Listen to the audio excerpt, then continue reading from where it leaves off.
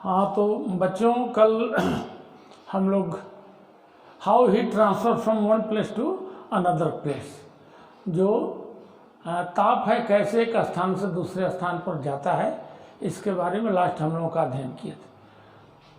तो good morning बच्चों। आज हम लोग प्रज्वलन तापमान माने आग जो है कैसे जलती है, उसके लिए कितने ताप की जरूरत होती है, कितनी गर्मी की जरूरत होती है, इसके बारे में हम लोग आज अध्ययन करेंगे। जैसा कि आप जानते हैं कि आग के लिए जलने वाला पदार्थ गर्मी और ऑक्सीजन तीनों चीज का होना जरूरी है। लेकिन गर्मी कितनी होनी चाहिए और गर्मी कितना होता है तब आग पकड़ता है। यदि गर्मी की रेंज कम हो या गर्मी की रेंज ज़्यादा हो जाए, दोनों स्थिति में आग नहीं पकड़ता है। ये सब इसमें कोई ज़रूरी नहीं कि एक ही तापमान पर या एक ही गर्मी पर प्रत्येक वस्तु जल जाए। सब वस्तुओं का ज्वलनांक जो होता है अलग अलग होता है। तो इसको जानने के लिए, इग्निशन टेम्परेचर को जानने के लिए, वह तापमान जिस पर दहन हो सके उसको 3 भागों में विभाजित किया गया। कोई वस्तु कैसे जलती है या उसमें कब आग लगता है, उसको 3 भागों में विभाजित किया गया है। तो आप लोग जानते हैं कि जैसे कोई भी वस्तु जब गर्म होती है तो उससे वाष्प निकलता है, वेपर निकलता है। वेपर ही लौ के रूप में जलता है। तो ज्वलनांक है किसी वस्तु का वह कम से कम तापमान जिस पर वह वस्तु गर्म होने पर इतना वाष्प छोड़े कि जिसको एक नंगे लौ की सहायता से या एक चिंगारी से जलाया जा सकता है और चिंगारी हटाने पर वो आग बुझ जाती है। तो समझिए फ्लैश पॉइंट क्या है। What is flash point? किसी वस्तु का वह कम से कम तापमान जिस पर वह जलने वाली वस्तु इतना वाष्प छोड़ती है कि जिसको एक नंगे लौ की सहायता से या चिंगारी की सहायता से जलाया जा सके और वो यदि लौ हटाते हैं तो वो बुझ जाती है। इसको हम बोलते हैं फ्लैश पॉइंट, ज्वलनांक। तो बच्चों, आप इसके 3 स्टेज होते हैं। जो टेम्परेचर है उसके 3 स्टेज होते हैं। पहला स्टेज है ज्वलनांक। तो जलने वाली वस्तु का वह कम से कम तापमान जिस पर जलने वाली वस्तु इतना वाष्प छोड़ती है गर्मी के चलते, जिसको एक नंगे लौ की सहायता से या एक चिंगारी के सहायता से जलाया जा सके और हटाने पर बुझ जाए, उसको फ्लैश पॉइंट कहते हैं। दूसरा है प्रज्वलन तापमान, जिसको बोलते हैं फायर पॉइंट। तो फायर पॉइंट क्या है? फायर पॉइंट किसी वस्तु का वह कम से कम तापमान जो इतनी उष्मा छोड़े, इतनी गर्मी छोड़े, किसी वस्तु का वह कम से कम तापमान जिस पर जलने वाली वस्तु इतनी गर्मी छोड़े कि उस आग को कंटिन्यू रखने के लिए गर्मी हमेशा पैदा होते रहे, वेपर पैदा होते रहे। तो इसको बोलते हैं फायर पॉइंट। आप लोगों को पहले लिखाए भी होंगे। तो फायर पॉइंट वही है कि जलने वाली वस्तु का वह कम से कम तापमान जिस पर जलने वाली वस्तु इतना गैस छोड़े कि जो जलने वाली वस्तु की अग्नि है वो कंटिन्यू होते रहे, उसको फायर पॉइंट कहते हैं। और तीसरा है स्वप्रवर्तित तापमान, प्रज्वलन तापमान, जिसको बोलते हैं स्पॉन्टेनियस इग्निशन टेम्परेचर। तो स्पॉन्टेनियस इग्निशन टेम्परेचर ये दोनों से भिन्न है। ये दोनों से भिन्न है। ये जलने वाली वस्तु में ऑक्सीजन जब उसके साथ ऑक्सीजन के साथ जब प्रतिक्रिया करती है तो इतनी गर्मी पैदा हो जाती है कि अपने आप उसमें आग लग जाती है। प्रकृति में जो भी चीज़ें हैं वो 118 तत्व हैं। आप लोगों को मालूम है 118 तत्व जो भी हैं ये सब ऑक्सीजन के साथ प्रतिक्रिया करते हैं। किसी में चाहे वो वनस्पति तत्व हो, जैविक तत्व हो, ये सब जो है ये ऑक्सीजन से प्रतिक्रिया करते हैं और ऑक्सीजन को अपने में ऑब्जर्व करते हैं। ये खनिज तत्व, 3 तरह के तत्व हैं। अपने वनस्पति तत्व, जैविक तत्व और तीसरा खनिज तत्व। तो ये तीनों तत्व जो हैं वो ऑक्सीजन से हमेशा प्रतिक्रिया करते हैं, ऑक्सीजन को सोखते हैं, जिससे ऑक्सीजन के सोखने से क्या होता है, गर्मी बढ़ती है। गर्मी बढ़ती है तो एक ऐसा सिचुएशन आ जाता है, उस गर्मी बढ़ने की एक ऐसी बिंदु आ जाती है कि जिससे आग स्वतः लग जाती है, उसको स्वतः प्रवर्तित ज्वलन तापमान कहते हैं। इस तरह से पहले ये जो वह तापमान जिस पर दहन हो सके उनको 3 भागों में बांटा गया है। पहला भाग है ज्वलनांक, फ्लैश पॉइंट। तो फ्लैश पॉइंट किसी वस्तु का वह कम से कम तापमान जिस पर जलने वाली वस्तु इतना वाष्प छोड़े कि उसको एक लौ की या चिंगारी की सहायता से जलाया जा सके या हटाने पर बुझ जाए। दूसरा है प्रज्वलन तापमान, फायर पॉइंट। किसी जलने वाली वस्तु का वह कम से कम तापमान जो गर्म होने पर वाष्प छोड़े और इतना वाष्प छोड़े कि इतना गर्म होने पर वाष्प छोड़ती है और फिर इतनी गर्मी उत्पन्न होती है कि दोबारा वाष्प बनते रहता है और प्रतिक्रिया, ये जो क्रिया है चलते रहती है, उसको फायर पॉइंट कहते हैं। और तीसरा है स्वतः प्रवर्तित तापमान, जो जलने वाली वस्तु इतना वाष्प छोड़ती है कि ऑक्सीजन से मिलकर के स्वतः जल जाती है, उसको स्पॉन्टेनियस इग्निशन टेम्परेचर कहते हैं। अभी हम लोग वाष्प घनत्व के बारे में चर्चा करेंगे। वाष्प घनत्व क्या है, व्हाट इज वेपर डेंसिटी, क्योंकि जो भाप है या गैस है उसका फायर सर्विस में बहुत महत्व है। तो वाष्प घनत्व जो है समान ताप एवं दाब पर, सामान्य जैसे टेम्परेचर नॉर्मल है और प्रेशर भी नॉर्मल है। आप लोग जानते हैं कि एयर का प्रेशर जो नेचर में है वो 1 बार है, 14.7 पाउंड पर स्क्वायर इंच है, और बार में उसको 1 बार मापा गया है। तो समान ताप एवं दाब पर किसी गैस या वाष्प का घनत्व उतने ही आयतन के हाइड्रोजन के अनुपात को, समान ताप एवं दाब पर किसी गैस या वाष्प का घनत्व उतने ही आयतन के, माने उतने ही जितना मात्रा है हाइड्रोजन के घनत्व के अनुपात को उस गैस का वाष्प घनत्व कहते हैं। कभी कभी हाइड्रोजन की जगह हवा से भी इसकी तुलना की जाती है। कभी कभी है हाइड्रोजन की जगह इसकी तुलना हवा से भी की जा सकती है या की जाती है। इसलिए वाष्प घनत्व बताते समय उस गैस का नाम भी बताना आवश्यक होता है। इसलिए वाष्प घनत्व बताने समय उस वाष्प का नाम भी बताना आवश्यक होता है। तो बच्चों, अग्निशमन सेवा में किसी वाष्प या गैस की तुलना हवा के भार से करने में अधिक आसानी होती है। फायर सर्विस में, अग्निशमन सेवा में किसी गैस या हवा की तुलना, किसी गैस की तुलना हवा से करने में अधिक आसानी महसूस होती है। हाइड्रोजन का वाष्प घनत्व 1 होता है। हाइड्रोजन का जो वाष्प घनत्व है, वेपर डेंसिटी है, वो 1 है, तथा हवा का वाष्प घनत्व 14 है, 14.4 है। उदाहरण के तौर पर CO2 का वाष्प घनत्व जो है हाइड्रोजन के तुलना में 22 है। CO2 का जो वाष्प घनत्व है हाइड्रोजन की तुलना में 22 है। तो यह क्या है, हाइड्रोजन से 22 गुना ज़्यादा है भारी, लेकिन एयर से जो है, एयर का चूँकि एयर जो है नेचुरल एयर है वो हाइड्रोजन से 14.5 गुना ज़्यादा भारी है, और हाइड्रोजन की तुलना में CO2 जो है, ये इसका एयर की तुलना में CO2 है वो 1.5 गुना भारी है। जैसे अग्निशमन सेवा में किसी वाष्प या गैस की तुलना हवा से करने के लिए अधिक आसानी होती है। हाइड्रोजन का वाष्प घनत्व 1 है तथा हवा का वाष्प घनत्व 14.4 है। उदाहरण के तौर पर CO2 का वाष्प घनत्व हाइड्रोजन की तुलना में 22 है। हाइड्रोजन की तुलना में है, एयर की तुलना में नहीं, लेकिन हवा का वाष्प घनत्व 14.4 है।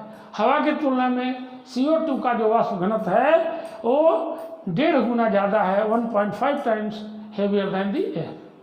तो वाष्प घनत्व की फायर सर्विस हमारा क्या महत्व है कि हम आग के सिचुएशन में किस तरह की गैस की आग है, और उससे हल्की गैस हम मारेंगे तो बुझेगी या भारी गैस मारेंगे तो बुझेगी। आग तो जब उस जो भी गैस की आग है तो उससे जब भारी गैस हम मारेंगे तो आग बुझ जाएगी, क्योंकि भारी गैस जैसे पहुंचेगी तो हल्की गैस वहाँ से गायब हो जाती है। CO2 जो है वो 1.5 गुना भारी है एयर से, लेकिन जैसे ही एयर में ऑक्सीजन है 20.97%, लेकिन जैसे ही हम आग के सिचुएशन में ऑक्सीजन डिस्चार्ज करते हैं तो ऑक्सीजन वहाँ से हट जाता है, क्योंकि कार्बन डाइऑक्साइड से 1.5 गुना भारी है। जब भारी वाली चीज़ आती है तो हल्की चीज़ दूर हो जाती है, इस तरह से ऑक्सीजन कटअप हो जाता है और आग बुझ जाती है। इसलिए हमारे फायर सर्विस में वेपर डेंसिटी का, वाष्प घनत्व का बहुत ही महत्वपूर्ण स्थान है। कुछ वाष्प घनत्व तो नीचे लिखे गए हैं जिसको आप लोग नोट कर सकते हैं। मीथेन का 8 है, अमोनिया का 8.5 है, एयर का 14.4 है, हाइड्रोजन का 1 है, CO2 का 22 है, सल्फर डाइऑक्साइड का 32 है और क्लोरीन का 35.5 है। ये सब आप लिख लीजिए जो कभी इसकी ज़रूरत पड़ती है और काम आता है। ठीक है, तो बच्चों वाष्प घनत्व के बारे में और इसका इम्पोर्टेंस फायर सर्विस में क्या है आप अच्छी तरह से समझ गए होंगे। बच्चों हम लोग आगे बढ़ते हैं तापमान में ही। कार्बन पदार्थ का अभी हेडिंग है कार्बन पदार्थ का अपने आप गर्म होना, माने how carbonaceous substance became heated और बिकेम हॉटर। तो कैसे जो कार्बन बेस्ड पदार्थ है वो कैसे गर्म होता है इसके बारे में आप लोगों को बता रहे हैं सब। ठीक है, तो सभी कार्बन पदार्थ चाहे वो जानवर में, जंतु में पाया गया हो, वनस्पति में पाया गया हो या खनिज माइनरल्स जो है मिनरल फ्यूल उसमें पाया गया हो, मुख्य तत्व है। मुख्य तत्व क्या है? पदार्थों में कार्बन है जो हवा में उपलब्ध ऑक्सीजन से मिलने के लिए प्रयत्नशील रहता है। जो भी कार्बनस पदार्थ है चाहे वो जंतु हो, वेजिटेबल हो या मिनरल हो, वो ऑक्सीजन के साथ मिलने के लिए उत्सुक रहता है, प्रयत्नशील रहता है कि कैसे हम ऑक्सीजन में मिले, ऑक्सीजन के साथ मिले, और मिलता है तो उससे रासायनिक प्रतिक्रिया होती है। हवा के सामान्य तापमान पर कार्बन ऑक्सीजन के संयोग की संभावना कम होती है। जो हवा में नेचुरल जो टेम्परेचर है एयर में, उससे सामान्य तापमान पर इसका जो प्रतिक्रिया होना कम होता है, असंभव होता है। सामान्य तापमान पर प्रतिक्रिया नहीं होती। वो प्रतिक्रिया कब होगी? यह सत्य है कि कार्बन पदार्थ और ऑक्सीजन के संयोग से उसमें गर्मी बढ़ती है, पैदा होती है, जिससे वह पदार्थ गर्म हो सकता है। फिर से सुनिए एक बार ध्यान से। सभी कार्बनिक पदार्थ जंतु, एनिमल, वनस्पति, वेजिटेबल और खनिज ईंधन मिनरल फ्यूल से के मुख्य तत्व कार्बन हैं जो हवा में उपलब्ध ऑक्सीजन से मिलने के लिए प्रयत्नशील रहते हैं। ये नेचुरल चीज़ है, इसलिए प्रयत्नशील रहते हैं। हवा में सामान्य तापमान पर, हवा का जो एक नेचुरल जो टेम्परेचर होता है, तो सामान्य तापमान पर कार्बन और ऑक्सीजन के संयोग की संभावना कम होती है। संयोग की संभावना मीन्स रिएक्शन की, जो इनका रिएक्शन होता है, प्रतिक्रिया होती है, उसकी संभावना कम होती है। संभावना कब बढ़ती है? यह सत्य है कि कार्बनिक पदार्थ और ऑक्सीजन के संयोग से, कार्बनिक पदार्थ और ऑक्सीजन जब आपस में मिलते हैं, टकराते हैं, तो उससे ऊष्मा पैदा होती है, गर्मी पैदा होती है, जिससे वह पदार्थ गर्म हो सकता है। अगर पदार्थ का तापमान बढ़ाया जाए तो ऑक्सीजन के साथ उनके संयोग और उससे पैदा होने वाली गर्मी की दर बढ़ जाती है। यदि पदार्थ का किसी तरह से हम तापमान बढ़ाते हैं, चाहे वो सूर्य से बढ़े या अगल बगल में कहीं आग लगा है उससे बढ़े, या हम खुद बढ़ाएं, गर्मी दें उससे, तो उसका संयोग और बढ़ जाता है। अगर तापमान बढ़ जाए तो एक ऐसी स्थिति आ जाती है, तापमान के बढ़ने से एक ऐसी स्थिति आ जाती है जिससे रासायनिक प्रतिक्रिया होती है। रासायनिक प्रतिक्रिया होती है और रासायनिक प्रतिक्रिया के फलस्वरूप गर्मी ज़्यादा पैदा होती है। उस पदार्थ के ठंडा होने की जो मात्रा है वो कम हो जाती है। जैसे गर्मी पैदा होगी तो जो और एयर है, जो नेचर में एयर है जो बह रहा है, उससे वो ठंडा नहीं हो पाता, क्योंकि उसमें हीट दिया गया, हीट को प्रवाहित किया गया है, तो ठंडा होने की संभावना कम हो जाती है और गर्मी उस पदार्थ के ठंडा होने की दर से अधिक हो जाती है, क्योंकि सामान्य तौर पर तापमान बढ़ने के कारण रासायनिक प्रतिक्रिया की गति बढ़ जाती है और इस तरह से आग अपने आप लग जाती है। ठीक है बच्चों, तो इस बात को आप लोग समझ गए होंगे कैसे होता है। जब किसी जो कार्बन बेस सब्सटेंस है, वस्तु है, वो हमेशा जो वातावरण में ऑक्सीजन है उससे संपर्क करने के लिए, उससे रासायनिक प्रतिक्रिया करने के लिए हमेशा तत्पर रहती है। जैसे कोयला है, कोयला क्या है, वो मिनरल फ्यूल है जो नीचे मिलता है खाद्यान्न, उसमें खदान में मिलता है, जिसको हम खनिज ईंधन कहते हैं। तो ये क्या है, ये ऑक्सीजन से प्रयत्न करता है मिलने के लिए, ऑक्सीडेशन होता है, सोखता है ऑक्सीजन को, सोखता है, लेकिन जैसे ही सामान्य गर्मी से अधिक गर्मी उसको मिल गई तो वो प्रज्वलन होने की, जलने की संभावना उसकी बढ़ जाती है।